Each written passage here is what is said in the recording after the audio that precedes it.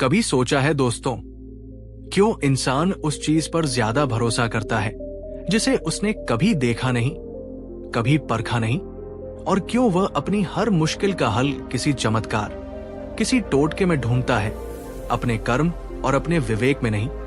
ये एक ऐसा अदृश्य पर्दा है, एक ऐसा घना कोहरा है जिसे हम अंधविश्वास कहते हैं। ये हमें सच को देखने से रोकता है और हमें एक ऐसे अंधेरे में धकेल देता है जहां तर्क की कोई रोशनी नहीं पहुंचती। आज की कहानी इन्हीं सवालों का जवाब देती है। ये कहानी है उस क्षण की जब तथागत गौतम बुद्ध का सामना अंधविश्वास के इस गहरे जाल से हुआ और उन्होंने कैसे प्रज्ञा का एक छोटा सा दीपक जलाकर उस घने अंधकार को हमेशा के लिए तोड़ दिया। ये सिर्फ एक कहानी नहीं, बल्कि एक चेतावनी है जो आज भी उतनी ही सच्ची है जितनी 2500 साल पहले थी। कहानी शुरू होती है मगध राज्य के एक छोटे से सुदूर गांव से। वहां के लोग सीधे सादे थे, पर उनका जीवन पूरी तरह से भय और अंधविश्वास की छाया में था। वे मानते थे कि उनके जीवन की हर छोटी बड़ी घटना अदृश्य शक्तियों और देवी देवताओं के क्रोध का ही परिणाम है। कोई बच्चा अगर बीमार पड़ जाए तो वे सोचते इसे किसी की नजर लग गई है या इस पर किसी भूत प्रेत का साया है। अगर गांव में फसल सूख जाए तो वे कहते देवी मां हमसे नाराज हो गई है, अब बलि चढ़ानी पड़ेगी। और अगर कोई व्यक्ति अकाल मृत्यु मर जाए तो सब कहते ये जरूर इसके बुरे कर्मों का या किसी के श्राप का फल था। वहां तर्क के लिए कोई जगह नहीं थी, सिर्फ डर था, और इस डर ने उनके जीवन को एक अंतहीन अंधकार से भर दिया था। एक दिन उसी गांव के पास एक आम के बगीचे में गौतम बुद्ध अपने कुछ भिक्षुओं के साथ आकर ठहरे।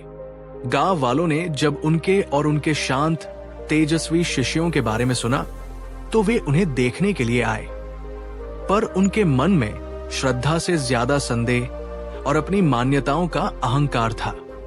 कुछ ने आपस में फुसफुसाकर कहा, देखो ये वही साधु है जो ईश्वर को नहीं मानता और तुझ को भगवान कहता है। दूसरों ने कहा, सुना है ये कोई चमत्कार नहीं करते, कोई आशीर्वाद नहीं देते, तो फिर ये संत कैसे हुए? बुद्ध ने उन लोगों के मन की बात को अपनी प्रज्ञा से जान लिया। वे मुस्कुराए और बहुत ही शांत स्वर में अपने शिष्यों से बोले, मैं चमत्कार करने नहीं आया हूं, मैं तो सिर्फ आंखें खोलने आया हूं, क्योंकि ज्ञान का प्रकाश ही सबसे बड़ा चमत्कार है। दोस्तों, अब आप बताइए, आपकी नजर में क्या ज्यादा बड़ा है, कोई अलौकिक चमत्कार या वो ज्ञान जो आपके जीवन को हमेशा के लिए बदल दे? अगर आपका जवाब ज्ञान है तो नीचे कमेंट में जरूर लिखिए, सच्चा चमत्कार ज्ञान है। उसी गांव में एक स्त्री थी, उसका नाम था सुभद्रा।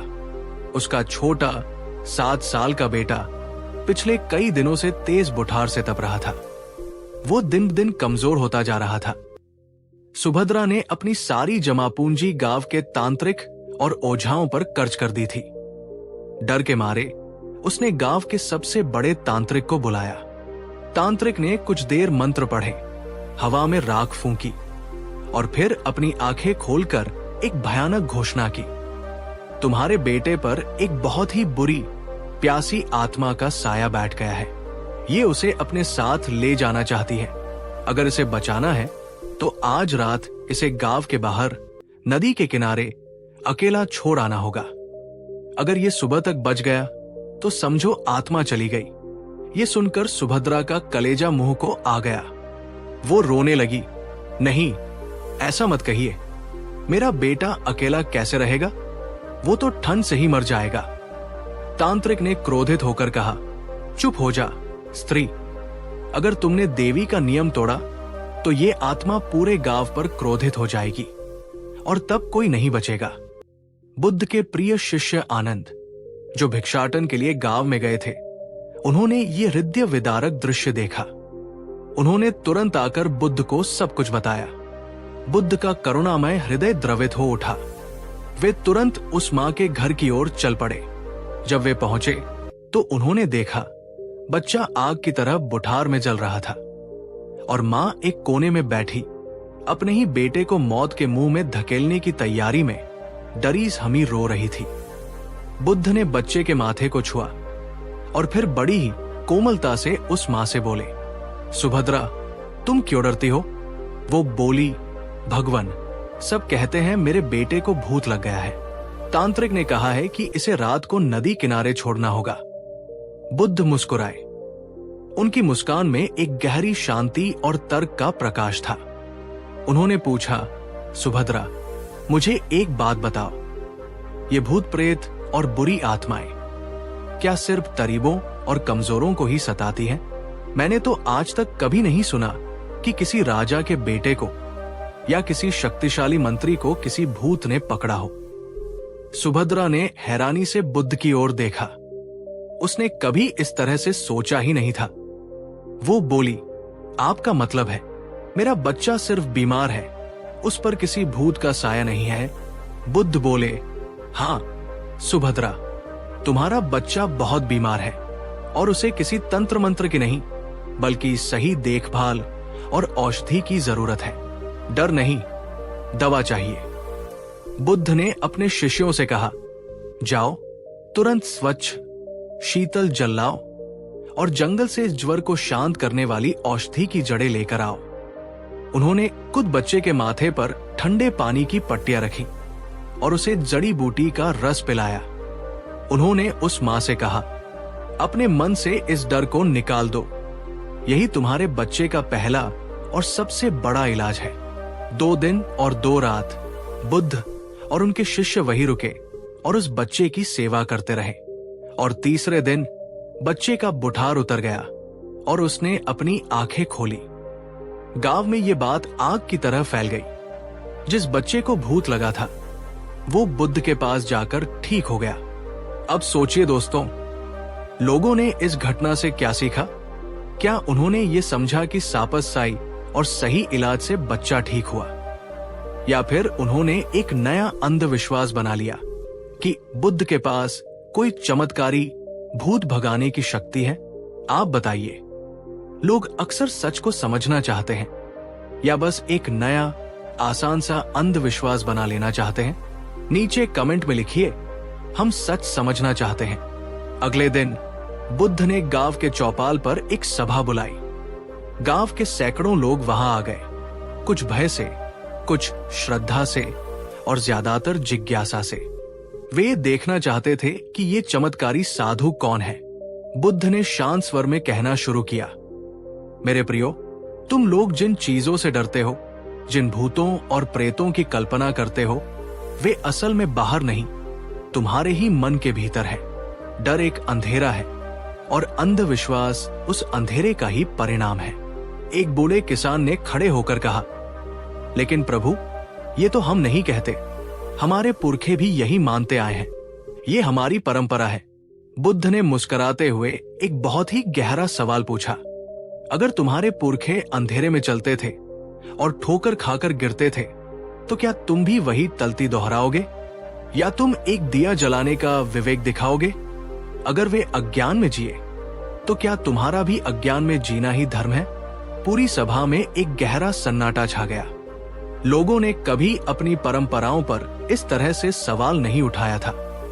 बुद्ध बोले, विश्वास रखना बहुत अच्छी बात है, ये हमें शक्ति देता है, लेकिन जब विश्वास अंधा हो जाता है, जब वो तर्क और विवेक को त्याग देता है, तो वही विश्वास अंधविश्वास बन जाता है और वो तुम्हें शक्ति नहीं बल्कि कमजोरी और बंधन देता है। ज्ञान वह दिया है जो अंधविश्वास के इस घने अंधकार को मिटा सकता है। सभा के बाद जब बुद्ध एकांत में बैठे थे तो उनके शिष्य आनंद ने उनसे पूछा, भगवान, क्या यह संभव है कि सभी लोग इस अंधविश्वास के जाल से मुक्त हो सके? ये तो उनकी रग-रग में बसा है। बुद्ध बोले, आनंद, हर व्यक्ति के भीतर प्रज्ञा का, ज्ञान का एक सूर्य छिपा हुआ है, पर ज्यादातर लोगों ने उसे अंधविश्वास और भय के बादलों से ढक रखा है। कोई उसे बाहर नहीं आने देना चाहता, क्योंकि लोग भय में जीने के आदी हो गए हैं। वे स्वतंत्रता से, जिम्मेदारी से डरते हैं। उन्होंने कहा, अंधविश्वास की सबसे गहरी परिभाषा यही है आनंद। जब मन सोचना बंद कर दे और सिर्फ मानना शुरू कर दे। बुद्ध ने आगे कहा, अगर तुमने किसी बात को सिर्फ इसलिए मान लिया क्योंकि वह किसी पुरानी किताब में लिखी है, या क्योंकि तुम्हारे बड़े बुजुर्ग उसे मानते हैं, या क्योंकि सब लोग उसे मानते हैं, तो तुमने अपनी सबसे बड़ी शक्ति, अपनी सोचने की क्षमता का उपयोग करना बंद कर दिया।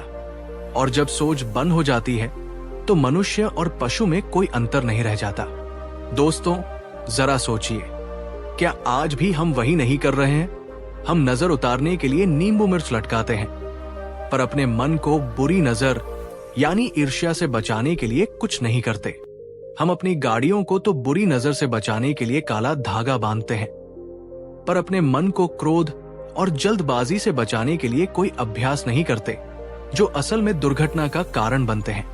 आप बताइए, डर से भागना ज्यादा आसान है या डर की जड़ को समझना? अगर आपका जवाब उसे समझना है तो इस वीडियो को लाइक जरूर करें। उस दिन के बाद शालिग्रामपुर गांव की दिशा बदल गई। बुद्ध के तर्कपूर्ण और करुणा भरे उपदेश ने लोगों की बंद आंखों को खोल दिया। अब लोग बीमारियों का इलाज अंधविश्वास से नहीं, बल्कि सापसफाई और औषधियों से करने लगे। अब वे भूतों से नहीं, बल्कि अपने ही मन के भीतर बैठे अज्ञान और भय से लड़ना सीखने लगे। जहां पहले भय का अंधेरा था, वहां अब ज्ञान का प्रकाश था। दोस्तों, यही थी गौतम बुद्ध की पहली और सबसे बड़ी चेतावनी। अंधविश्वास तुम्हें एक ऐसे गहरे अंधकार में धकेल देगा जहां तुम अपनी ही परछाइयों से डरने लगोगे, लेकिन ज्ञान तुम्हें उस प्रकाश की ओर ले जाएगा जहां कोई डर तुम्हें छू भी नहीं सकता। अगर आपको बुद्ध की ये आंखें खोल देने वाली शिक्षा समझ में आई, अगर आप भी ये मानते हैं कि डर नहीं बल्कि समझ और विवेक ही हमारी सबसे बड़ी ताकत है, तो इस वीडियो को लाइक करें। नीचे कमेंट में एक संकल्प के रूप में लिखें, हम प्रकाश की राह पर चलेंगे। और इस ज्ञान को दूसरों तक पहुंचाने के लिए अपने दोस्तों और परिवार के साथ शेयर करना मत भूलिए। और हां, ऐसी ही गहरी और जीवन बदलने वाली कहानियों के लिए हमारे चैनल को सब्सक्राइब करें और घंटी का आइकॉन भी दबाएं ताकि कोई भी एपिसोड आपसे छूट न जाए। धन्यवाद। नमो बुद्धाय।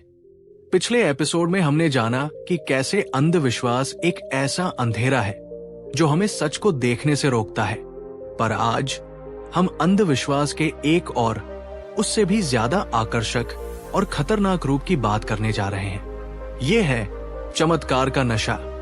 ये एक ऐसी भूख है जो हमें कर्म के रास्ते से भटकाकर शॉर्टकट और जादुई समाधानों की तलाश में लगा देती है। लोग सच को, ज्ञान को और मेहनत को छोड़कर उस एक चमत्कार के पीछे भागते हैं जो रातों रात उनकी जिंदगी बदल दे।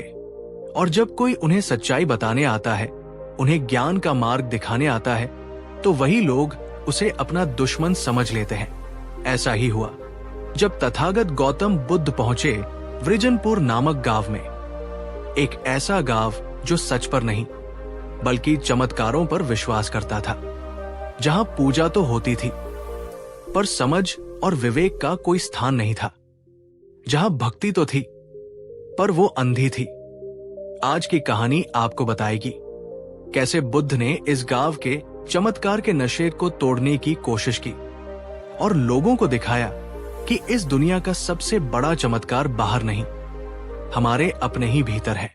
और हाँ दोस्तों, अगर आप बुद्ध के इन तर्कपूर्ण और आंखें खोल देने वाले विचारों को दिल से मानते हैं, तो इस वीडियो को अभी एक लाइक करें और नीचे कमेंट में एक गहरी सच्चाई के साथ लिखें, श्रद्धा बिना समझ अंधकार है। वृजनपुर गांव में धर्म एक उत्सव नहीं बल्कि एक बाजार बन चुका था। हर गली के कोने पर कोई न कोई संत, कोई न कोई बाबा बैठा था जो अपनी सिद्धियों का प्रदर्शन कर रहा था। कहीं कोई अपने शरीर पर राख मलकर भविष्य बताने का दावा कर रहा था, कहीं कोई हाथ में आग का गोला लेकर लोगों को आशीर्वाद दे रहा था, कोई पानी पर कंकड़ तैराकर अपनी दिव्यता का प्रमाण दे रहा था। और लोगों की भीड़ उन पर टूटी पड़ती थी। हर कोई अपनी अपनी समस्याओं का एक जादुई, एक त्वरित समाधान चाहता था। बाबा, मेरे बेटे को नौकरी लगवा दो। बाबा, मेरी बेटी के लिए अच्छा वर ढूंढ दो। बाबा, मेरे व्यापार में बरकत करा दो। बुद्ध जब अपने शिष्यों के साथ उस गांव में भिक्षाटन के लिए पहुंचे तो उन्होंने ये विचित्र दृश्य देखा। उन्होंने देखा कि लोग कर्म के, पुरुषार्थ के रास्ते को पूरी तरह से भूल चुके हैं। वे अपनी समस्याओं का समाधान अपनी मेहनत और समझ में नहीं, बल्कि इन बाहरी चमत्कारों में खोज रहे हैं। बुद्ध ने अपने शिष्य आनंद से कहा, आनंद, यहाँ के लोग चमत्कार के इतने भूखे हैं, इतने नशे में हैं कि अगर उन्हें अमृत भी दिया जाए तो वे पहले पूछेंगे, क्या इसे पीने से हम हवा में उड़ सकते हैं? अगर उन्हें परम ज्ञान भी दिया जाए तो भी वे पूछेंगे, पर इससे हमें धन मिलेगा या नहीं? दोस्तों, आप बताइए, क्या आज भी हमारे समाज में कुछ ऐसा ही नहीं हो रहा है? हम मंदिर में जाकर भगवान से ज्ञान और विवेक मांगने के बजाय लॉटरी का टिकट लगने की प्रार्थना करते हैं। हम पूजा करते हैं, पर अपने मन को, अपनी आदतों को बदलने का प्रयास नहीं करते। उस गांव में एक बाबा था जिसका नाम था नागदेव। वो गांव का सबसे प्रसिद्ध और सबसे शक्तिशाली माना जाने वाला तांत्रिक था। वह दावा करता था कि उसके पास देवताओं की दिव्य शक्तियां हैं और वो कुछ भी कर सकता है। लोग उसे भगवान का साक्षात अवतार मानते थे। वो अपनी शक्ति का प्रदर्शन करने के लिए अक्सर छोटे मोटे हाथ की सफाई के करतब दिखाता और गांव के भोले भाले लोग उसे सच मान लेते। वो लोगों के मन में डर बिठाकर रखता था, जो मुझसे दूर रहेगा या मेरा अपमान करेगा उसका विनाश निश्चित है। मेरे चरणों की धूल को पानी में मिलाकर पी लो, तुम्हारा हर रोग मिट जाएगा। लोग डर और अंधी आस्था के बीच झूलते रहते थे। हर कोई ये मानता था कि अगर नागदेव बाबा नाराज हो गए तो हमारा सर्वनाश कर देंगे। जब बुद्ध गांव पहुंचे और उनके शांत, तर्कपूर्ण और करुणा भरे उपदेशों से कुछ लोग प्रभावित होने लगे तो नागदेव बाबा को अपनी सत्ता छिन जाने का डर सताने लगा। उसने अपने भक्तों के बीच ये प्रचार करना शुरू कर दिया, ये साधु गौतम हमारे गांव में झूठ और नास्तिकता फैलाने आया है। ये हमारे देवी देवताओं का अपमान करता है। ये कोई चमत्कार नहीं करता, इसलिए इसके पास कोई शक्ति नहीं है। इससे दूर रहो। अब गांव के लोग दो हिस्सों में बंट गए। एक तरफ था नागदेव बाबा, जो हर रोज नए नए चमत्कार का दिखावा करता था, और दूसरी तरफ थे बुद्ध, जो सिर्फ मुस्कुराते थे और सत्य, कर्म और प्रज्ञा की बातें करते थे। अगले दिन नागदेव बाबा के उकसाने पर गांव के सैकड़ों लोग बुद्ध के पास आए।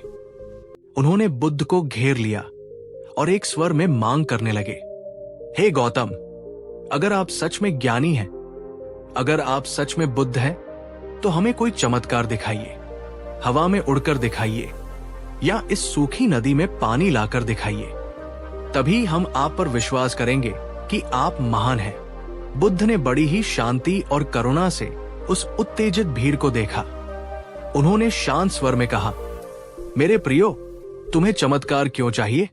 एक व्यक्ति बोला, क्योंकि चमत्कार ही शक्ति का प्रमाण है। चमत्कार देखकर ही हमें विश्वास होगा कि आप साधारण मनुष्य नहीं, बल्कि कोई दिव्य पुरुष है। बुद्ध मुस्कुराए। उनकी मुस्कान में एक गहरी पीड़ा थी। उन्होंने कहा, अगर महानता और दिव्यता का प्रमाण चमत्कार से ही मिलता तो इस दुनिया में हर मदारी, हर जादूगर सबसे बड़ा ज्ञानी और सबसे बड़ा संत होता, क्योंकि वह तो ऐसे करतब रोज दिखाता है। लोग चुप हो गए। बुद्ध ने आगे कहा, मैं ऐसे तुच्छ चमत्कार नहीं दिखाता, मैं सिर्फ एक ही चमत्कार सिखाता हूं, और वही इस दुनिया का सबसे बड़ा, सबसे सच्चा और सबसे स्थायी चमत्कार है। लोगों ने उत्सुकता से पूछा, वो क्या है भगवान? बुद्ध बोले, जो मनुष्य अपने ही मन को बदल ले वही सबसे बड़ा चमत्कार है। जब तुम अपने क्रोध को करुणा में बदल देते हो, यह है सबसे बड़ा चमत्कार। जब तुम अपनी घृणा को प्रेम में बदल देते हो, ये है सबसे बड़ा चमत्कार। जब तुम अपने अज्ञान के अंधेरे को ज्ञान के प्रकाश से मिटा देते हो, इससे बड़ा कोई जादू, कोई सिद्धि नहीं है। दोस्तों, अब आप बताइए, आपकी नजर में क्या ज्यादा बड़ा चमत्कार है? किसी का हवा में उड़ जाना या किसी का अपने अहंकार को छोड़कर एक विनम्र और करुणामय इंसान बन जाना? अगर आपका जवाब है खुद को बदलना ही सबसे बड़ा चमत्कार है, इस वीडियो को लाइक जरूर करें।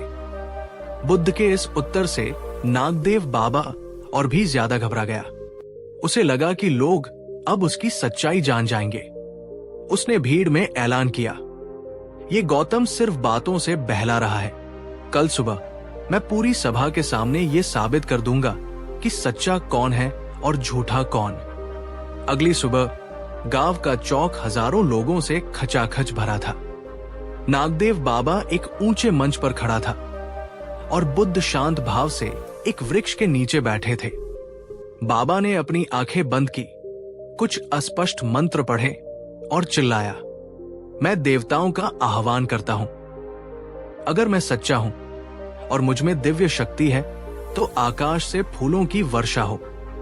सब लोग आंखें फाड़कर आसमान की ओर देखने लगे।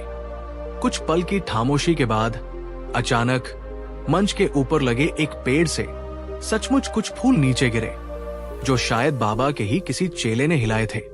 भीड़ जयकारे लगाने लगी, बाबा की जय हो। बाबा चमत्कारी है। नागदेव बाबा ने अहंकार से बुद्ध की ओर देखा। बुद्ध अपनी जगह से उठे और धीरे धीरे चलते हुए उस मंच पर आए। उन्होंने जमीन पर गिरे हुए फूलों में से एक फूल उठाया और बोले, देखो, ये फूल अब जमीन पर आ गया है। भीड़ हैरान, ये कैसा जवाब था? बुद्ध ने मुस्कुराकर कहा, आकाश से फूलों का गिरना कोई चमत्कार नहीं है, ये तो प्रकृति का नियम है। एक दिन हर फूल को अपनी टहनी छोड़कर जमीन पर आना ही होता है। असली चमत्कार इस फूल को गिराना नहीं है। असली चमत्कार तो उस बीज को समझना है जिससे ये फूल जन्मा। उस मिट्टी को, उस पानी को, उस धूप को समझना है जिसने इसे पोषित किया। चमत्कार घटना में नहीं, घटना के पीछे छिपे कारण को जानने में है। और जो इस कार्य कारण के नियम को समझ जाता है वो चमत्कारों के भ्रम से मुक्त हो जाता है। गांव का एक समझदार युवक आगे आया और उसने पूछा, भगवान, पर हम जैसे साधारण लोग सत्य और धोखे में पर्च कैसे करें? कोई भी हमें चमत्कार दिखाकर भ्रमित कर सकता है। बुद्ध ने एक बहुत ही महत्वपूर्ण सूत्र दिया। उन्होंने कहा, जो व्यक्ति तुम्हें तुम्हारे ऊपर यानी अपनी शक्ति पर निर्भर बनाता है वो तुम्हें बंधन में डाल रहा है, और जो व्यक्ति तुम्हें तुम्हारे भीतर यानी तुम्हारी अपनी शक्ति पर निर्भर बनाता है वही तुम्हें मुक्त कर रहा है। उन्होंने कहा, नागदेव बाबा तुम्हें क्या कहते हैं? मेरी पूजा करो, मुझे दान दो, मेरे चरणों की धूल लो, मैं तुम्हारा भला करूंगा। वे तुम्हें अपने ऊपर आश्रित बना रहे हैं और मैं तुम्हें क्या कहता हूं? अप दीपो भव, स्वयं अपने दीपक बनो। अपनी बुद्धि को जगाओ, अपने कर्म को सुधारो, अपने मन को साधो और तुम स्वयं अपना भला करोगे। अंधविश्वास में शांति नहीं, सिर्फ एक अस्थायी आश्रय मिलता है, और जो आश्रय भय और निर्भरता के कारण हो वो एक दिन चैत बन जाता है। दोस्तों, सोचिए, क्या आज भी हमारे समाज में ऐसा नहीं हो रहा है?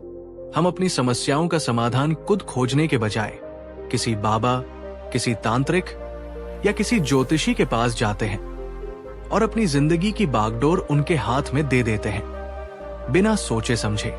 अगर आप मानते हैं कि अपनी जिम्मेदारी लेना ही सच्ची आध्यात्मिकता है तो नीचे कमेंट करें, हम अपनी जिम्मेदारी लेंगे। बुद्ध की ये तर्कपूर्ण और मुक्तिदायक वाणी सुनकर गांव के लोगों की आंखें खुलने लगी। उन्हें नागदेव बाबा के धोखे और बुद्ध के सच्चे ज्ञान के बीच का अंतर साफ दिखाई देने लगा। धीरे धीरे भीड़ नागदेव बाबा के मंच से हटकर बुद्ध के चरणों के पास आकर बैठने लगी। अगले दिन सुबह बुद्ध नदी किनारे ध्यान में बैठे थे। गांव के कुछ लोग आए और बोले, भगवान, अब हमें समझ आ गया है, हम जिनसे चमत्कार की उम्मीद कर रहे थे, असल में हमें खुद अपने जीवन में कर्म का चमत्कार करना था। बुद्ध मुस्कुराए। जब तुम खुद अपने कर्मों से अपना जीवन बनाना शुरू करोगे तो देवता तुम्हारे बाहर नहीं, तुम्हारे भीतर ही जन्म लेंगे। जब बुद्ध उस गांव से आगे बढ़ने लगे तो उनके शिष्य आनंद ने पूछा, भगवान, लोग चमत्कारों से इतने ज्यादा आकर्षित क्यों होते हैं? बुद्ध बोले, क्योंकि चमत्कार मन को एक क्षणिक आश्चर्य और उत्तेजना देता है, पर ज्ञान मन को एक स्थायी स्थिरता और शांति देता है। लोग आश्चर्य चाहते हैं क्योंकि स्थिरता पाने के लिए धैर्य और पुरुषार्थ की आवश्यकता होती है। वे आसान रास्ता ढूंढते हैं, सच्चा रास्ता नहीं। फिर उन्होंने कहा, एक दिन जब लोग बाहरी चमत्कारों से थककर अपने ही भीतर झांकेंगे तो वे समझेंगे सबसे बड़ा चमत्कार तो यही है कि तुम जीवित हो, तुम सांस ले रहे हो और तुम्हारे भीतर सोचने, समझने और प्रेम करने की ये अद्भुत क्षमता है। और दोस्तों, यही थी गौतम बुद्ध की दूसरी चेतावनी। चमत्कार की भूख तुम्हें अज्ञानी और निर्भर बनाएगी, लेकिन ज्ञान की प्यास तुम्हें स्वतंत्र और जागृत बनाएगी। पिछले एपिसोड में हमने जाना कि कैसे बुद्ध ने चमत्कार की भूखी भीड़ को आत्म रूपांतरण के सबसे बड़े चमत्कार का रास्ता दिखाया। पर आज की कहानी एक ऐसे गांव की है जहां लोग धर्म नहीं, डर में जी रहे थे, जहां पूजा तो होती थी मगर उसमें श्रद्धा और प्रेम नहीं, बल्कि एक गहरा भय और एक सौदा था। जहां देवता की मूर्ति तो चमकती थी मगर इंसान का मन घने अंधेरे में था। और उसी गांव में तथागत गौतम बुद्ध ने एक ऐसा काम किया, एक ऐसा आईना दिखाया जिसने लोगों की सदियों से बंद आंखों को हमेशा के लिए खोल दिया। ये सिर्फ एक कहानी नहीं, बल्कि एक सच्ची घटना है जो हमें सिखाती है कि कैसे विवेक का एक छोटा सा दिया अंधविश्वास के सबसे घने अंधकार को भी मिटा सकता है। बुद्ध और उनके शिष्य श्रावस्ती नगर के पास के क्षेत्रों में विचरण कर रहे थे। रास्ते में उन्हें एक गांव मिला जिसका नाम था सोनपुर। पर नाम के विपरीत उस गांव की चमक पूरी तरह से फीकी पड़ चुकी थी। गांव के लोग घबराए हुए थे, उनके चेहरों पर डर और हताशा साफ झलक रही थी। आनंद ने उत्सुकता से पूछा, भगवान, ये गांव इतना शांत और उदास क्यों है? यहाँ के लोग इतने डरे हुए क्यों लग रहे हैं? तभी एक किसान जो अपने सूखे खेत को निहार रहा था, बुद्ध को देखकर उनके पास आया और बोला, प्रभु, हम पर देवताओं का प्रकोप बरसा है। पिछले 3 महीनों से बारिश की एक बूंद भी नहीं पड़ी। हमारी सारी फसल जलकर राख हो गई है। हमारे बच्चे भूखे हैं। बुद्ध ने बड़ी ही करुणा से पूछा, इस संकट से निकलने के लिए तुम लोगों ने क्या प्रयास किया? किसान ने बड़ी ही श्रद्धा, जो वास्तव में भय था, से उत्तर दिया, हमने सब कुछ किया प्रभु। गांव के मुख्य पुरोहित के कहने पर हमने देवी मां को प्रसन्न करने के लिए 3 दिन और 3 रात का अखंड यज्ञ किया। हमने 100 से ज्यादा भेड़ों और बकरियों की बलि दी ताकि उनके रक्त से देवी की प्यास बुझे और वे वर्षा करें। पर कुछ नहीं हुआ। देवी हमसे बहुत नाराज है। बुद्ध की आंखों में एक गहरी पीड़ा उतर आई। उन्होंने कहा, तो तुम ये मानते हो कि जिस देवी को तुम मां कहते हो वो अपने ही बच्चों की प्यास बुझाने के लिए अपने दूसरे निरीह बच्चों के रक्त की प्यासी है? किसान निरुत्तर हो गया। वो बोला, हम क्या करें प्रभु, हमें तो यही सिखाया गया है, हमारी परंपरा यही कहती है। दोस्तों, अब आप सोचिए, क्या आज भी हमारे समाज में धर्म और परंपरा के नाम पर ऐसी ही तर्कहीन और अमानवीय बातें नहीं होती? अगर आप भी ये मानते हैं कि सोचना और प्रश्न पूछना भी भक्ति का ही एक हिस्सा है, तो नीचे कमेंट में लिखिए, हम सोचेंगे, सिर्फ अंधा विश्वास नहीं करेंगे। बुद्ध ने उस गांव में घूमने का निश्चय किया। हर जगह बलि के वीभत्स निशान थे, सूखा हुआ तून, राख के ढेर और हवा में एक अजीब सा डर और निराशा का माहौल। लोग अपने बच्चों तक को इन तूनी रीति रिवाजों में शामिल कर रहे थे, ये सिखाते हुए कि हिंसा ही धर्म का मार्ग है। बुद्ध ने ये सब देखा और अपने शिष्यों से कहा, जब भय ही धर्म का आधार बन जाए तो वहां धर्म नहीं बचता, सिर्फ अंधकार और क्रूरता बचती है। उन्होंने गांव के लोगों की एक सभा बुलाई। सैकड़ों लोग इस उम्मीद में आए कि शायद ये महात्मा कोई चमत्कार करके बारिश ला देंगे।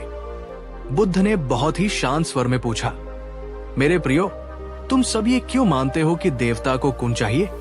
एक बूढ़ा पुरोहित जो अपनी सत्ता को लेकर बहुत अहंकारी था, आगे आया और बोला, हे श्रमण, तुम इन बातों को नहीं समझोगे। ये हमारी प्राचीन परंपरा है। जब जब हम बलि देते हैं तब तब देवता प्रसन्न होते हैं और हमारी मनोकामना पूरी करते हैं। बुद्ध मुस्कुराए। उनकी मुस्कान में एक गहरा तर्क छिपा था। अच्छा, तो क्या जब भी तुम बलि देते हो बारिश हमेशा होती है? पुरोहित थोड़ा झिझका और बोला, कभी कभी, यानी ज्यादातर समय होती है। कभी कभी देवी की इच्छा नहीं होती।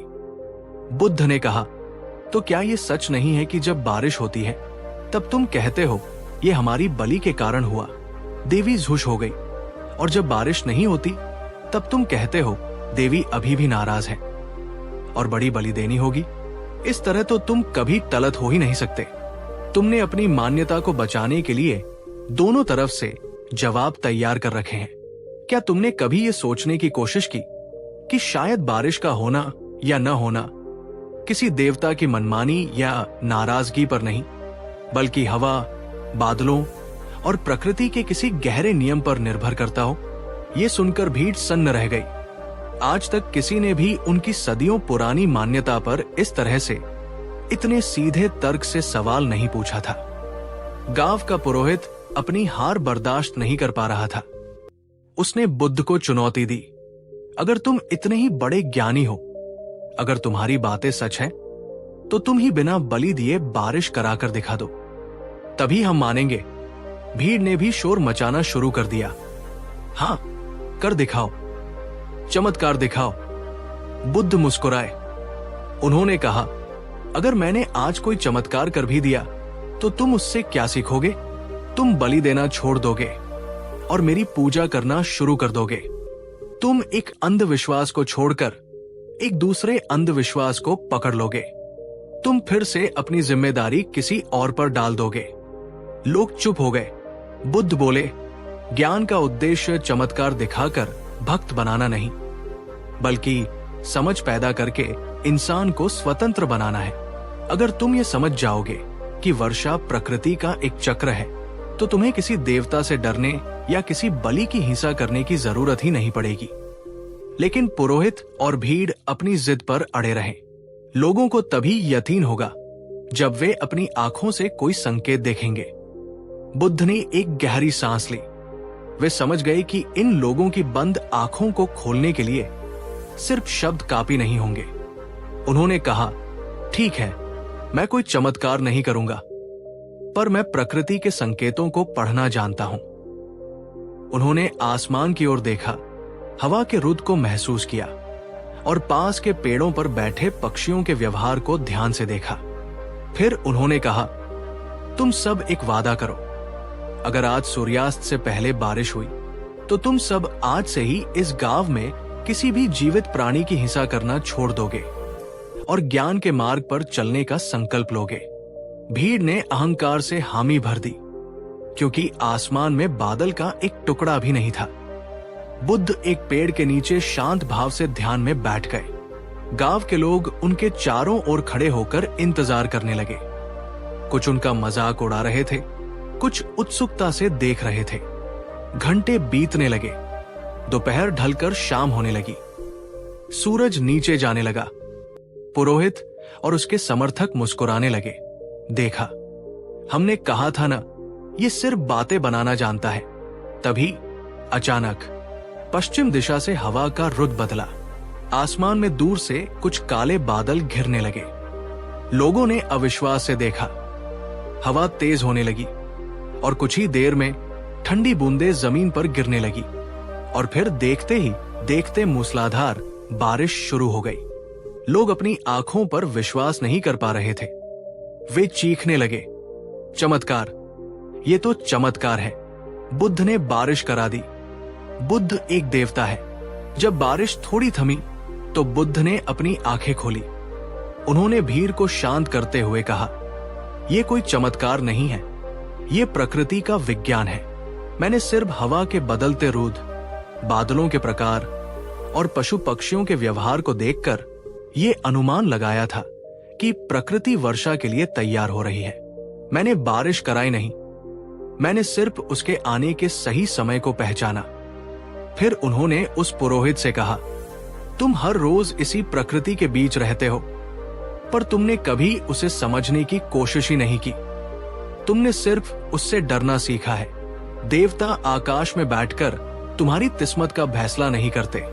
देवता तुम्हारे ही विवेक में, तुम्हारी ही समझ में और तुम्हारी ही करुणा में रहते हैं। जब तुम्हारा मन शुद्ध होता है और तुम प्रकृति के नियमों के साथ तालमेल में जीते हो, तो तुम्हारे जीवन में अपने आप संतुलन और समृद्धि आती है। दोस्तों, जरा सोचिए, क्या हमारी सोच का, हमारी जागरूकता का सच में हमारे जीवन की घटनाओं पर कोई असर पड़ता है? अगर हाँ, तो नीचे कमेंट करें। शुद्ध मन ही सबसे बड़ा देवता है। बारिश के बाद पुरोहित बुद्ध के पास आया। इस बार उसके चेहरे पर अहंकार नहीं, बल्कि पश्चाताप और जिज्ञासा थी। उसकी आंखों में आंसू थे। उसने कहा, प्रभु, मैं जीवन भर लोगों को गलत राह दिखाता रहा, मुझे क्षमा कर दीजिए। बुद्ध बोले, गलती तब तक ही गलती है जब तक तुम उसे स्वीकार नहीं करते। जिस क्षण तुम उसे स्वीकार कर लेते हो, वही गलती तुम्हारी सबसे बड़ी सीख बन जाती है।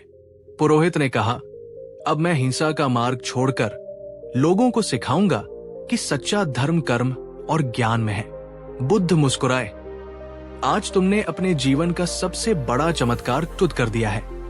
तुमने अपने ही भीतर के अज्ञान और अहंकार के अंधेरे को पहचान लिया है। उस दिन के बाद सोनपुर गांव की कहानी हमेशा के लिए बदल गई। अब वे देवताओं को प्रसन्न करने के लिए बलि नहीं देते थे, बल्कि वे बारिश के पानी को सहेजने के लिए तालाब खोदते थे। अब वे तांत्रिकों पर नहीं, बल्कि अपनी मेहनत और समझ पर भरोसा करते थे। जहां पहले भय और अंधविश्वास का अंधेरा था, वहां अब ज्ञान और पुरुषार्थ का प्रकाश था। और दोस्तों, यही थी गौतम बुद्ध की वो सच्ची घटना जिसने अंधविश्वास को एक करारा जवाब दिया। बुद्ध का ये संदेश आज भी उतना ही प्रासंगिक है। अपनी बुद्धि को ही अपना दीपक बनाओ।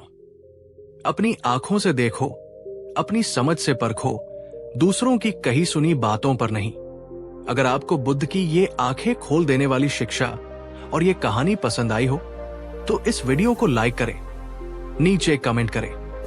हम प्रकाश की राह पर चलेंगे और इस कहानी को उन सभी लोगों के साथ शेयर करें जो आज भी किसी न किसी अंधविश्वास के अंधेरे में जी रहे हैं। पिछले 3 एपिसोड्स में हमने देखा कि कैसे अंधविश्वास एक ऐसा अंधेरा है जो हमें भयभीत, निर्भर और अज्ञानी बनाता है। हमने बुद्ध की उन कहानियों को सुना जहां उन्होंने चमत्कार के नशे को तोड़ा और तर्क एवं विवेक का मार्ग दिखाया। पर आज हम इस यात्रा के सबसे महत्वपूर्ण पड़ाव पर हैं। आज हम जानेंगे कि अंधविश्वास से पूरी तरह मुक्त होकर एक स्वतंत्र, निर्भय और प्रज्ञावान जीवन जीने का अंतिम रहस्य क्या है। आज की कहानी में हम बुद्ध के जीवन के उस क्षण में लौटेंगे जहां उन्होंने अपने शिष्यों को अपना अंतिम और सबसे शक्तिशाली संदेश दिया था।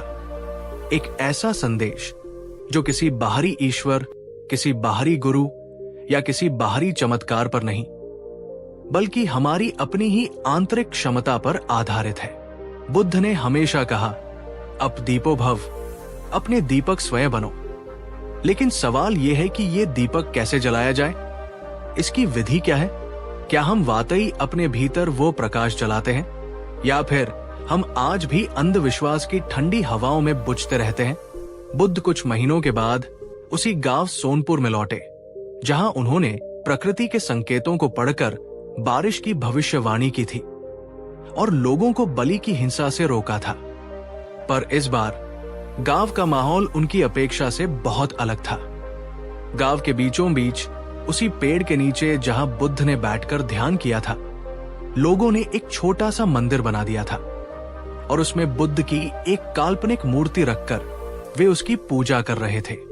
एक व्यक्ति ने बुद्ध को आते देखा तो वो दौड़कर उनके पैरों में गिर पड़ा और बोला, भगवान, आप आ गए। देखिए, हमने आपके लिए मंदिर बनवाया है। जब से आप गए हैं, हम हर रोज आपकी पूजा करते हैं और तब से हमारे गांव में सब कुछ अच्छा हो रहा है। बुद्ध के चेहरे पर मुस्कान की जगह एक गहरी पीड़ा और करुणा उतर आई। उन्होंने देखा कि लोग एक अंधविश्वास बलि को छोड़कर अब एक नए अंधविश्वास बुद्ध की मूर्ति पूजा में फंस गए थे। वे अब भी समाधान बाहर ही खोज रहे थे। कुछ लोगों ने बुद्ध को देखकर कहा, भगवान आ गए, अब हमारे सारे दुख दूर हो जाएंगे, अब हमें कुछ करने की जरूरत नहीं।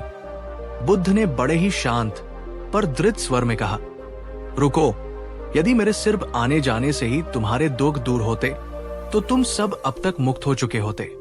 दुख तुम्हारे भीतर की अज्ञानता और अकर्मण्यता से आता है, मेरे आने या जाने से नहीं। अब जरा सोचिए दोस्तों, क्या आज भी हम ठीक ऐसा ही नहीं करते? हम किसी गुरु, किसी बाबा या किसी भगवान की मूर्ति के पास जाकर ये उम्मीद करते हैं कि कोई जादू होगा और हमारी जिंदगी अपने आप बदल जाएगी।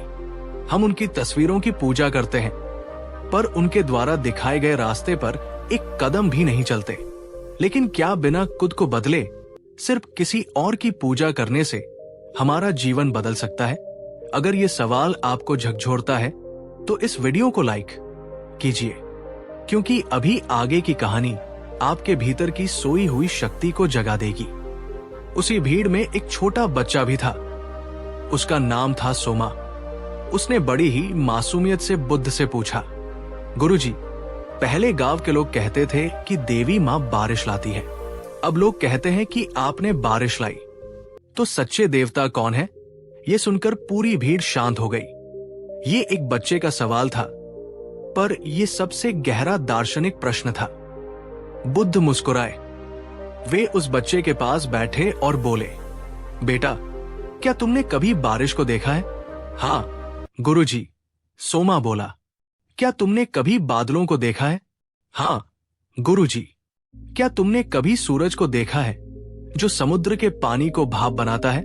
हाँ गुरुजी। बुद्ध ने कहा, तो बेटा, यही सब तो सच्चे देवता है। सूरज का तपना, पानी का भाप बनना, बादलों का घिरना और उनका बरसना, ये प्रकृति का एक सुंदर गहरा नियम है, एक चक्र है। यही सच्चा चमत्कार है। मैं या कोई और देवी देवता बारिश नहीं लाते, हम सिर्फ इस नियम को समझ सकते हैं। बुद्ध ने मिट्टी को अपनी हथेली में उठाया और कहा, ये मिट्टी भी तुम्हारे विश्वास जैसी है। अगर इसमें तुम ज्ञान और तर्क का बीज बो दोगे तो समझ का सुंदर फूल खिलेगा, पर अगर इसमें तुम भय और अंधविश्वास का बीज बोओगे तो सिर्फ भ्रम का अंधेरा ही उगेगा। बुद्ध ने उस बच्चे को सिखाया कि हर विश्वास की जड़ तर्क, अनुभव और अपनी खुली आंखों से देखे गए सत्य में होनी चाहिए, न कि सिर्फ डर, परंपरा या किसी और के कहने में।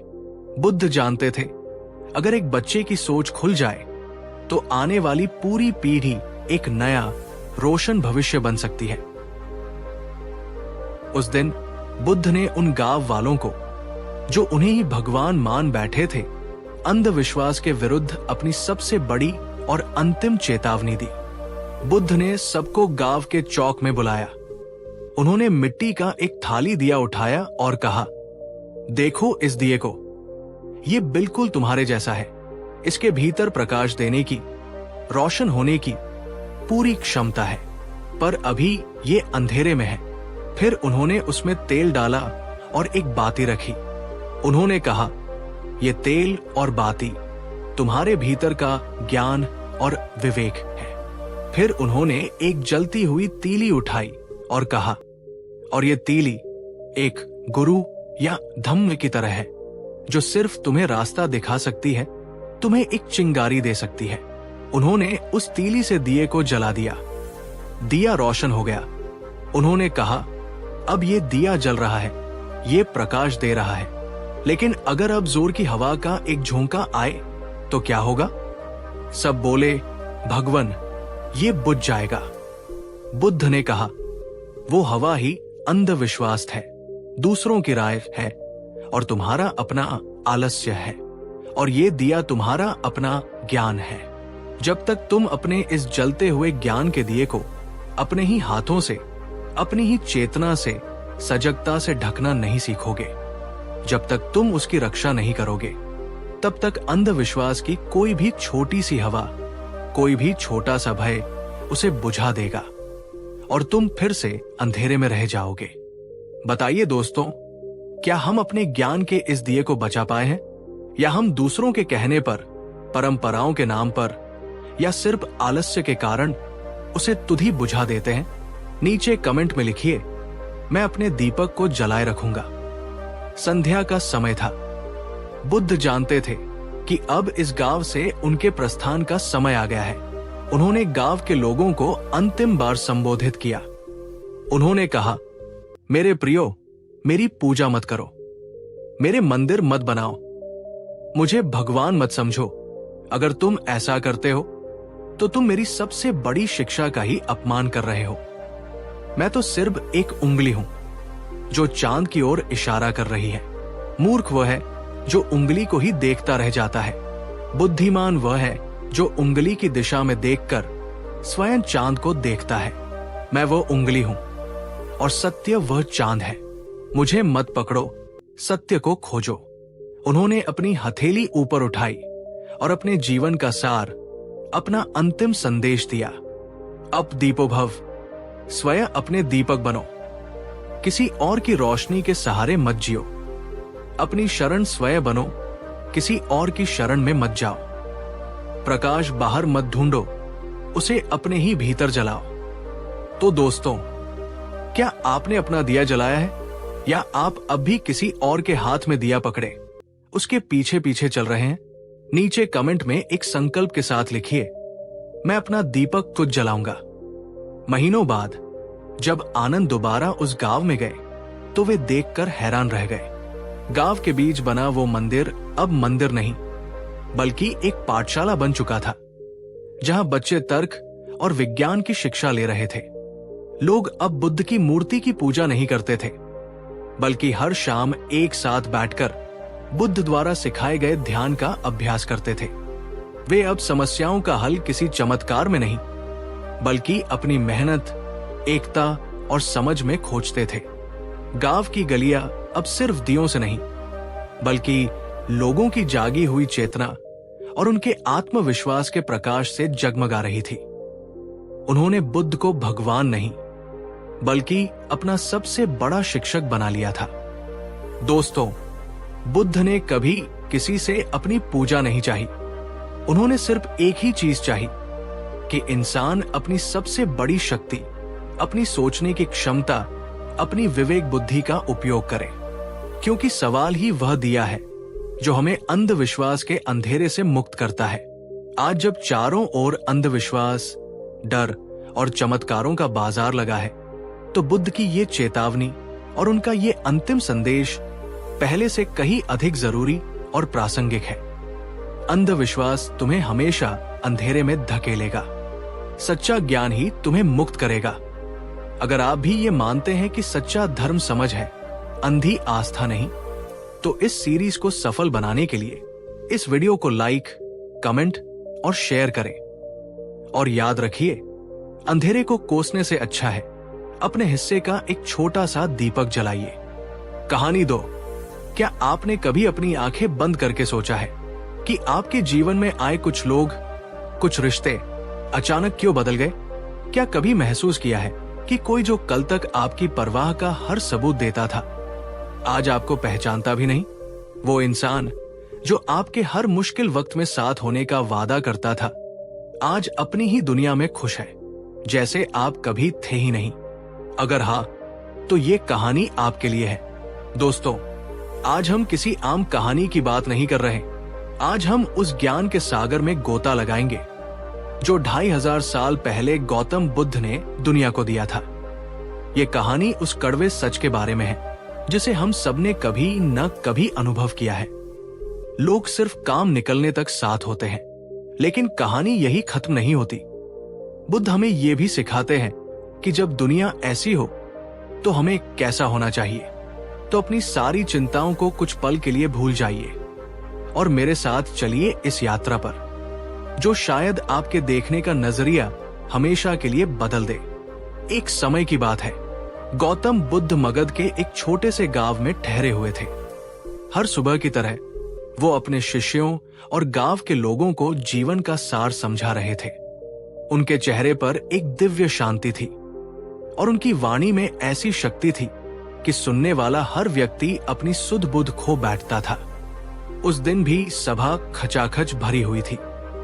हर कोई बुद्ध के ज्ञान की रोशनी में नहाना चाहता था, लेकिन उस भीड़ में एक युवक था जिसकी आंखों में शांति नहीं बल्कि बेचैनी थी।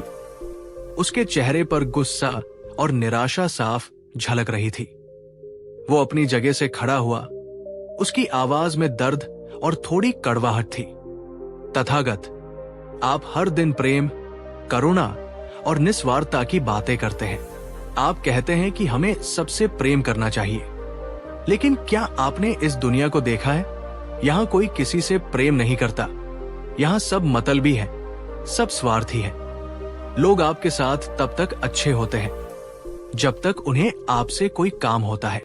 वो आपकी तारीफों के पुल बांधते हैं, आपके सबसे करीबी होने का नाटक करते हैं, लेकिन जिस दिन उनका मतलब पूरा हो जाता है उसी दिन वो ऐसे मुंह फेर लेते हैं जैसे कभी आपको जानते ही नहीं थे।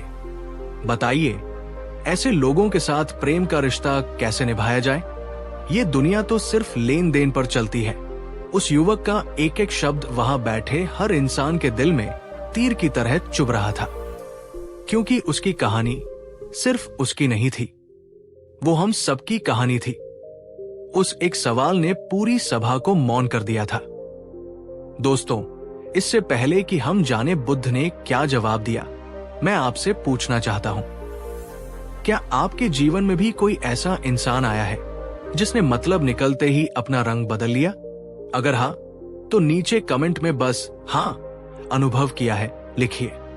आपका अनुभव हमें यह समझने में मदद करेगा कि ये पीड़ा कितनी सार्वभौमिक है। सभी को उम्मीद थी कि बुद्ध उस युवक को कोई गहरा उपदेश देंगे, लेकिन बुद्ध ने ऐसा कुछ नहीं किया। वो अपनी जगह से उठे। उनके चेहरे पर वही शांत मुस्कान थी। उन्होंने उस युवक की ओर देखा और बहुत प्रेम से कहा, तुम्हारी बातों में पीड़ा है और तुम्हारी पीड़ा सच्ची है। चलो मेरे साथ आओ, मैं तुम्हें कुछ दिखाता हूं। बुद्ध उस युवक को अपने साथ लेकर पास के एक घने जंगल की ओर चल दिए। रास्ते में शांत वातावरण था, पक्षियों की चहचहाहट थी, लेकिन युवक का मन अशांत था। वो समझ नहीं पा रहा था कि बुद्ध उसे कहां ले जा रहे हैं। काफी देर चलने के बाद वे एक पुराने कुएं के पास रुके। कुआं गहरा था और उसमें पानी भी था। बुद्ध ने युवक की ओर देखकर कहा, मुझे प्यास लगी है, क्या तुम इस कुएं से मेरे लिए थोड़ा पानी निकाल सकते हो? युवक ने बिना कुछ कहे कुएं में बंधी बाल्टी उठाई और पानी निकाला, लेकिन जैसे ही उसने बाल्टी ऊपर खींची, उसने देखा कि पानी बहुत गंदा और मटमैला था। उसमें मिट्टी और सूखे पत्ते तैर रहे थे। युवक ने कहा, भगवान, ये पानी तो बहुत गंदा है, ये पीने योग्य नहीं है। बुद्ध मुस्कुराए। बुद्ध ने कहा, कोई बात नहीं, हम यही थोड़ी देर बैठते हैं, बाल्टी को यही जमीन पर रख दो। दोनों वही एक पत्थर पर बैठ गए। युवक अधीर हो रहा था। उसे लग रहा था कि बुद्ध उसका समय बर्बाद कर रहे हैं। वो बार बार उस गंदे पानी की बाल्टी को देखता और फिर बुद्ध को। लगभग आधे घंटे बाद बुद्ध ने फिर कहा, अब उस पानी को देखो। युवक ने जब बाल्टी में झांका तो वो हैरान रह गया। पानी अब भी गंदा नहीं था। सारी मिट्टी और गंदगी धीरे धीरे नीचे बैठ गई थी और ऊपर का पानी आईने की तरह साफ और निर्मल था। बुद्ध ने शांत स्वर में कहा, देखो पुत्र, जब तुमने पानी निकाला तो उसमें हलचल थी, इसलिए वो गंदा दिख रहा था। लेकिन जब हमने उसे शांति से छोड़ दिया तो सारी गंदगी अपने आप नीचे बैठ गई और पानी फिर से शुद्ध हो गया। ठीक ऐसा ही हमारा मन है। जब कोई हमें धोखा देता है या हमारा दिल दुखाता है तो हमारे मन में क्रोध, निराशा और घृणा की गंदगी घुल जाती है। उस वक्त हमें पूरी दुनिया ही गंदी और मतलबी नजर आती है। लेकिन अगर हम अपने मन को थोड़ी देर शांत रहने दें तो ये सारे बुरे विचार अपने आप नीचे बैठ जाते हैं और हमें सच्चाई साफ साफ दिखाई देने लगती है। युवक को पानी का रहस्य तो समझ आ गया, लेकिन उसके मन का सवाल अब भी वही था। युवक ने कहा, पर भगवान, लोग मतलबी क्यों होते हैं? क्यों वे अपना काम निकलते ही बदल जाते हैं? बुद्ध ने एक गहरी सांस ली और मुस्कुराकर समझाया। बुद्ध ने कहा, इसे समझने के लिए तुम्हें मनुष्य के स्वभाव को समझना होगा। हर इंसान अपनी जरूरतों और इच्छाओं से बंधा हुआ है। वो दुनिया को अपनी आंखों से नहीं बल्कि अपनी जरूरतों के चश्मे से देखता है। जब किसी व्यक्ति को तुमसे कुछ चाहिए होता है, चाहे वो धन हो, सहारा हो या सिर्फ तुम्हारा समय, तब तुम उसकी जरूरत बन जाते हो। और जो चीज उसकी जरूरत पूरी करती है वो उसे प्रिय लगने लगती है, इसलिए वो तुम्हारे करीब आता है, तुमसे प्रेम दिखाता है। लेकिन जैसे ही उसकी वो जरूरत पूरी हो जाती है या उसे कोई और मिल जाता है जो उसकी जरूरत बेहतर तरीके से पूरी कर सके, तो तुम उसके लिए उतने महत्वपूर्ण नहीं रहते। ये उसका दोष नहीं, ये उसके मन का स्वभाव है जो जरूरतों पर टिका है। बुद्ध ने एक बहुत सुंदर उदाहरण दिया। जैसे एक मधुमक्खी फूल पर बैठती है, वो उससे उतना ही रस लेती है जितनी उसे आवश्यकता होती है। रस लेने के बाद वो उड़ जाती है। वो उस फूल से कोई व्यक्तिगत दुश्मनी नहीं रखती, नहीं वो उस फूल को नष्ट करती है।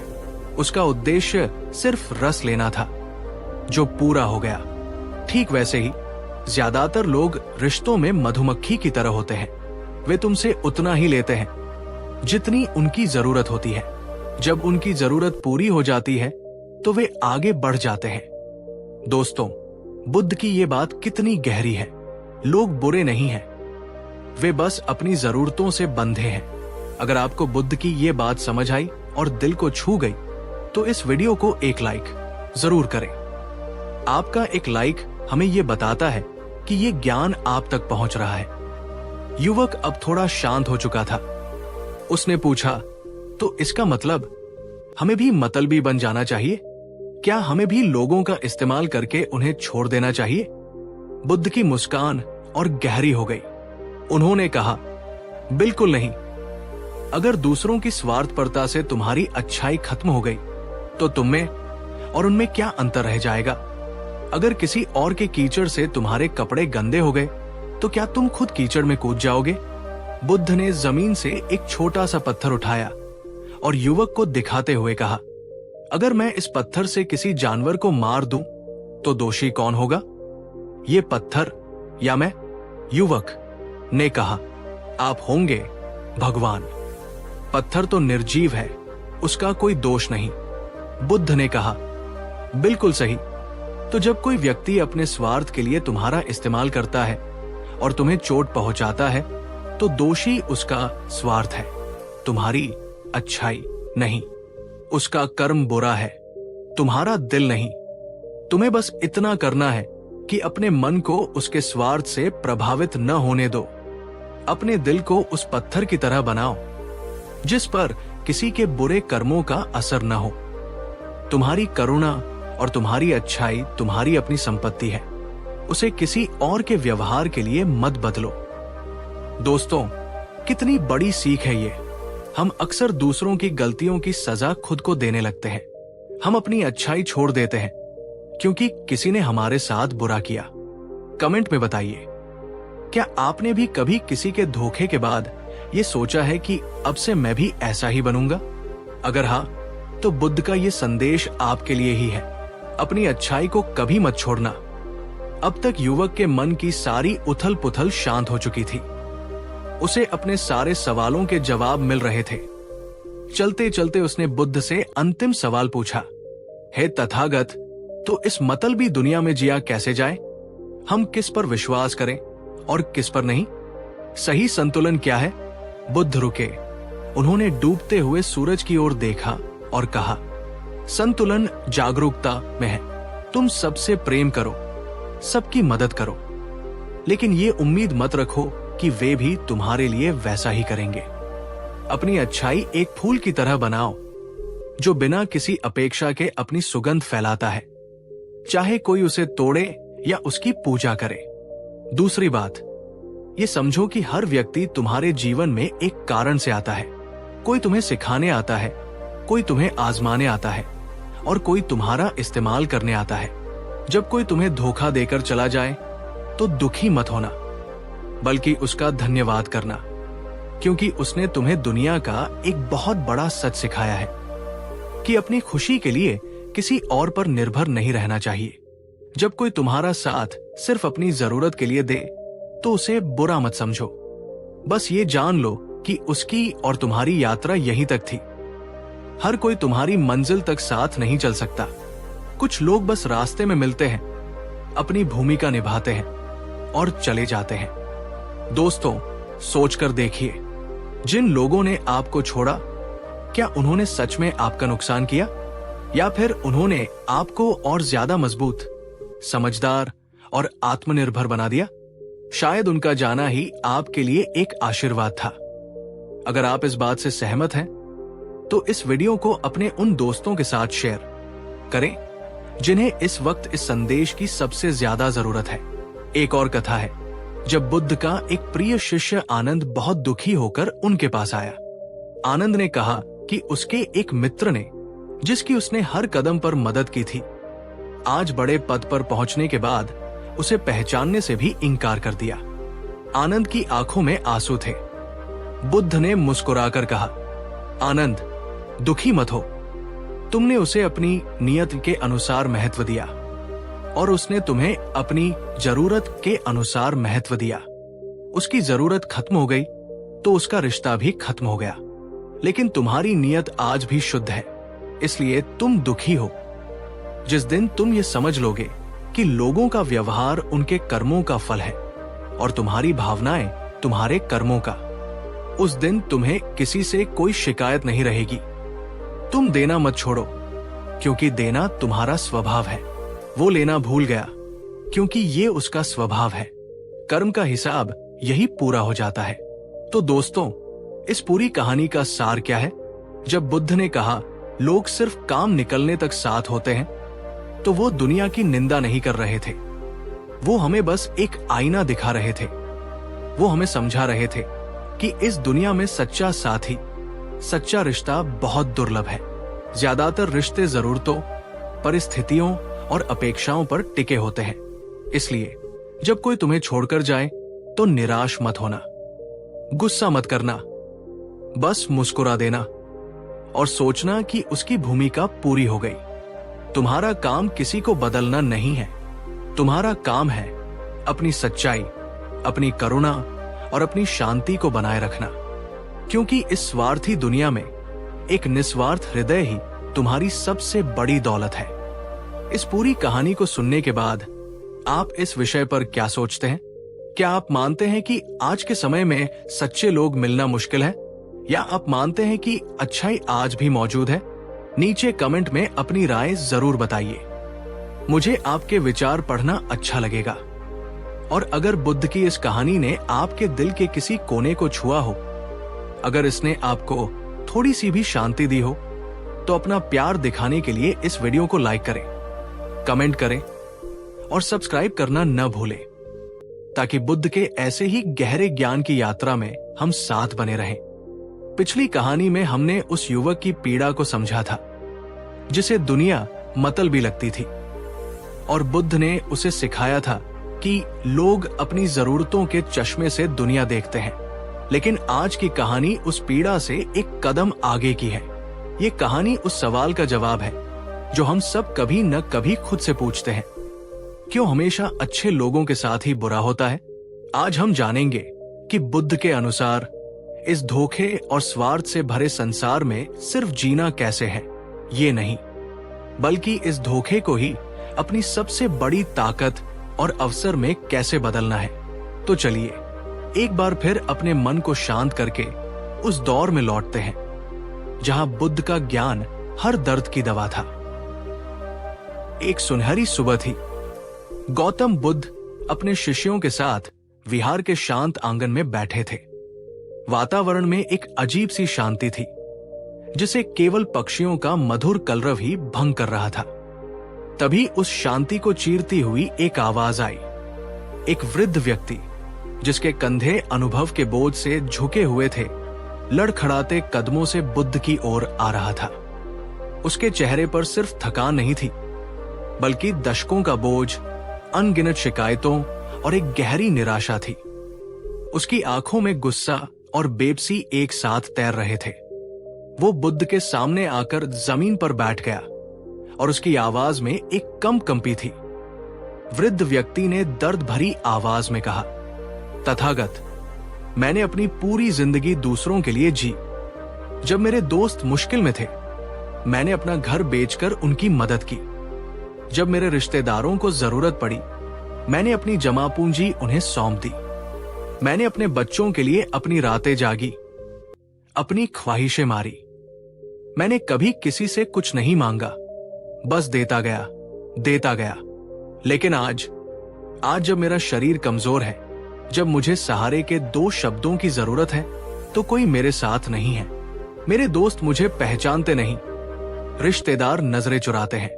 जिन लोगों के लिए मैंने अपना सब कुछ कुर्बान कर दिया, वो आज कहते हैं, आपने हमारे लिए किया ही क्या है? बताइए भगवान, क्या अच्छाई का यही फल है? क्या ये दुनिया इतनी कृतघ्न और मतलबी है? उस वृद्ध की आवाज में जो दर्द था, उसने वहां बैठे हर शिष्य के ध्यान को भंग कर दिया। एक गहरा सन्नाटा छा गया, क्योंकि ये सवाल सिर्फ उस बूढ़े व्यक्ति का नहीं था। ये हर उस दिल की आवाज थी जिसने कभी निस्वार्थ भाव से कुछ किया था और बदले में धोखा पाया था। बुद्ध ने अपनी आंखें खोली। उनकी दृष्टि में न कोई हैरानी थी, न कोई दया, बस एक गहरी शांति और समझ थी। उन्होंने उस व्यक्ति की ओर देखा और बहुत प्रेम से कहा, तुम्हारी पीड़ा गहरी है, क्योंकि तुम्हारी उम्मीदें भी गहरी थी। आओ मेरे साथ चलो। बुद्ध उस व्यक्ति को बगीचे में ले गए, जहां हवा फूलों की मीठी सुगंध से भरी हुई थी। उन्होंने एक सुंदर सा लाल गुलाब का फूल बहुत कोमलता से तोड़ा और उस वृद्ध व्यक्ति के कांपते हुए हाथों में थमा दिया। बुद्ध ने कहा, इसे देखो, ये कितना सुंदर है ना? वृद्ध ने सिर हिलाया। बुद्ध ने पूछा, अगर तुम ये फूल किसी को तोहफे में दो, तो क्या तुम बदले में ये उम्मीद करोगे कि वो भी तुम्हें एक फूल दे, या ये उम्मीद करोगे कि वो इस फूल की खुशबू तुम्हें लौटाए? वृद्ध व्यक्ति ने थोड़ा सोचकर कहा, नहीं तथागत, मैं तो बस उसे ये फूल देकर खुश हो जाऊंगा। उसकी खुशी में ही मेरी खुशी होगी। मैं बदले में कुछ नहीं चाहूंगा। तो फिर जब तुमने अपने जीवन में लोगों की मदद की, उन्हें अपना समय, अपना धन, अपना प्रेम दिया, तो उसे भी इस फूल की तरह ही क्यों नहीं दिया? बिना किसी उम्मीद के, बिना किसी शर्त के। पुत्र, समस्या तुम्हारे देने में नहीं है। समस्या तुम्हारे देने के पीछे छिपी हुई उस उम्मीद में है, जो एक डायरी की तरह हर चीज का हिसाब रखती है। तुमने मदद की और मन के किसी कोने में लिख लिया कि जब मुझे जरूरत पड़ेगी तो ये मेरी मदद करेगा। जिसने दिया और उसी पल भूल गया, वही सच्चा दाता है। लेकिन जिसने दिया और याद रखा कि उसे बदले में कुछ मिलेगा, वो व्यापारी है। और व्यापार में तो हमेशा नफ नुकसान का दुख लगा ही रहता है। दोस्तों, बुद्ध की ये बात कितनी सरल और कितनी गहरी है। हम सब देते हैं, लेकिन क्या हम सच में दाता हैं या व्यापारी? आपसे एक सवाल है, पूरी ईमानदारी से जवाब दीजिएगा। क्या आपने भी कभी किसी की मदद करने के बाद मन ही मन ये उम्मीद पाली थी कि वो आपका साथ देगा? अगर हाँ, तो आज बुद्ध की इस शिक्षा को अपनाइए और नीचे कमेंट में लिखिए, अब मैं व्यापारी नहीं, दाता बनूंगा। और अगर ये बात आपके दिल तक पहुंची है तो इस वीडियो को एक लाइक जरूर करें, क्योंकि शायद ये छोटी सी सीख किसी और के जीवन से बहुत बड़ा बोझ उतार दे। वृद्ध व्यक्ति अब थोड़ा शांत था। उसे अपनी गलती का एहसास हो रहा था, लेकिन बुद्ध उसे सिर्फ ज्ञान नहीं, अनुभव देना चाहते थे। उन्होंने अपने प्रिय शिष्य आनंद को बुलाया और कहा, आनंद, इस व्यक्ति को अपने साथ लो और पास के गांव में भिक्षाटन के लिए जाओ। देखो आज तुम्हें भिक्षा में क्या मिलता है। आनंद और वो वृद्ध व्यक्ति गांव की ओर चल दिए। गांव में पहुंचते ही लोग आनंद को पहचान गए। वे बुद्ध के शिष्य का बहुत आदर करते थे। उन्होंने आनंद के भिक्षा पात्र में भोजन, फल और अपनी श्रद्धा डाल दी। लेकिन जब वो वृद्ध व्यक्ति किसी के दरवाजे पर जाता तो लोग उसे देखकर नजरें चुरा लेते। कुछ दरवाजे बंद कर लेते तो कुछ बहाना बनाकर आगे बढ़ जाते। वृद्ध व्यक्ति बार बार कहता रहा, अरे भाई, मैं हूं। याद है एक समय मैंने तुम्हारी मदद की थी। लेकिन उसकी आवाज किसी के कानों तक नहीं, बल्कि दीवारों से टकराकर लौट रही थी। शाम को दोनों खाली हाथ और भरे मन के साथ विहार लौटे। वृद्ध का चेहरा उतरा हुआ था। बुद्ध ने शांत भाव से पूछा, क्या मिला भिक्षा में? वृद्ध ने निराशा से कहा, आनंद को तो सबने बहुत कुछ दिया, पर मुझे किसी ने एक दाना तक नहीं दिया। तथागत, लोग बहुत बदल गए हैं, सब मतलबी हो गए हैं। बुद्ध मुस्कुराए और कहा, नहीं, लोग नहीं बदले, तुम्हारा देखने का नजरिया बदल गया है। जब तुमने उनकी मदद की थी तब उनकी जरूरतें और परिस्थितियां अलग थी। आज उनकी प्राथमिकताएं अलग है। तुम्हारा दिया हुआ कर्म उनके अतीत का हिस्सा बन गया, लेकिन तुम्हारी रखी हुई उम्मीद तुम्हारा वर्तमान का दुख बन गई है। दोस्तों, क्या आप इस बात की गहराई को समझ पा रहे हैं? हम दूसरों को बदलने की कोशिश करते रहते हैं, जबकि बदलना हमें अपनी उम्मीदों को है। बुद्ध की ये बात गांठ बांध लीजिए। उम्मीद जितनी बड़ी होती है, निराशा का घाव उतना ही गहरा होता है। अगर आप भी अपनी जिंदगी को हल्का और शांत बनाना चाहते हैं, तो अपनी उम्मीदों का बोझ कम करना सीखिए। अब उस वृद्ध व्यक्ति को अपनी पीड़ा का असली कारण समझ आ गया था। वो बुद्ध के चरणों में गिर पड़ा। बुद्ध ने उसे उठाते हुए कहा, दुखी मत हो। अगर तुम्हें यह महसूस हो रहा है कि दुनिया मतलबी है, तो इसे अभिशाप मत समझो। ये तुम्हारे लिए एक अवसर है, एक परीक्षा है। ये स्वार्थी व्यक्ति जो तुम्हारा काम निकलने के बाद तुम्हें भूल गया, वो तुम्हारा दुश्मन नहीं, तुम्हारा सबसे बड़ा शिक्षक है। वो तुम्हें सिखाने आया है कि बिना उम्मीद के देने का आनंद क्या होता है। वो धोखेबाज व्यक्ति जिसने तुम्हारे विश्वास को तोड़ा, वो तुम्हें सिखाने आया है कि अपनी सबसे बड़ी ताकत अपनी आत्मनिर्भरता में है, किसी और के वादों में नहीं। और वो इंसान जो सिर्फ मतलब के लिए तुम्हारे साथ रहा, वो तुम्हें ये सिखाने आया है कि सच्ची शांति और सच्चा साथ तुम्हारे भीतर है, बाहर के लोगों की भीड़ में नहीं। उस वृद्ध व्यक्ति ने अपना सिर उठाया। उसकी आंखों में अब आंसू नहीं थे, बल्कि एक अभूतपूर्व शांति और सुकून था। उसे आज एहसास हुआ कि जिन लोगों को वो कोस रहा था, असल में वे सब उसे जीवन का सबसे बड़ा पाठ पढ़ा रहे थे। दोस्तों, अब आप सोचिए, आपकी जिंदगी में जो भी मतलबी या धोखेबाज इंसान आया, क्या वह सच में आपका बुरा करने आया था, या अनजाने में ही सही, वो आपको कुछ ऐसा सिखा गया जो कोई और नहीं सिखा सकता था? अगर आप भी मानते हैं कि हर बुरा अनुभव एक छुपा हुआ सबक है, तो नीचे कमेंट में लिखिए, धन्यवाद मेरे शिक्षक। ये उन सभी लोगों के लिए है जिन्होंने आपको चोट पहुंचाई और अनजाने में आपको मजबूत बना दिया। उस दिन के बाद आनंद ने बुद्ध से एकांत में पूछा, आनंद, भगवान, मैं आपकी बात समझ गया, लेकिन अगर कोई व्यक्ति हमें बार बार धोखा दे, बार बार हमारे विश्वास को तोड़े, तो क्या हमें फिर भी उसके प्रति दया और करुणा रखनी चाहिए? बुद्ध ने एक बहुत ही व्यावहारिक और सुंदर उत्तर दिया, आनंद, दया रखना और मूर्ख बनना, इन दोनों में बहुत बड़ा अंतर है। दया का अर्थ है कि तुम उसके बुरे कर्मों के कारण अपने मन में घृणा या क्रोध को जगह न दो। उसे मन ही मन क्षमा कर दो ताकि तुम्हारे भीतर शांति बनी रहे। लेकिन इसका ये अर्थ बिल्कुल नहीं है कि तुम उसे बार बार खुद को चोट पहुंचाने का अवसर देते रहो। दया का अर्थ ये नहीं कि तुम जहरीले सांप को बार बार अपने हाथ पर काटने दो, ये सोचकर कि शायद वो एक दिन सुधर जाएगा। दया का अर्थ है सांप के प्रति नफरत मत रखो, लेकिन अपनी सुरक्षा के लिए उससे एक सुरक्षित दूरी बना लो। उसके लिए अपने मन में करुणा रखो, लेकिन अपने जीवन में एक मर्यादा रखो। दोस्तों, बुद्ध का यह संतुलन कितना अद्भुत है। क्षमा करो, लेकिन अपनी सीमाओं की रक्षा भी करो। अगर आप मानते हैं कि शांति सबसे बड़ी ताकत है और आत्मसम्मान सबसे बड़ी जरूरत, तो इस वीडियो को लाइक करके अपनी सहमति दीजिए।